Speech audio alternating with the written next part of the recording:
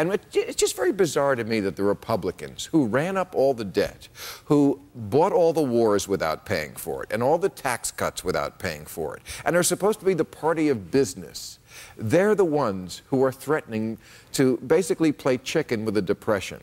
It does seem very strange, doesn't it? I mean, Warren Buffett himself yesterday said you cannot link these two things together, the deficit and the budget. That's what's new. Right, that's never been done. The other thing is that there's no reason to have this. First of all, the institution itself should not exist, right? So when Dick Gephardt came in the House in the late 80s, early 90s, they got rid of the debt ceiling. They used essentially a House procedural rule to get rid of it because the thinking was, you're voting for the actual substantive content that produces the debt. Why have this stupid other debt that allows people to essentially, you know, shake their fists and say mean things and vote against it or vote for it, depending on what party they are and who's in the White House? And then the Republicans brought it back, and they brought it back and now are using it in this completely unprecedented way, a way that's never been used before in the history of the American Republic. I mean, this is totally new, what we saw this week. They are kind of saying, if you don't agree to our demands, we will destroy the world economy, which I think is what Dr. Evil said.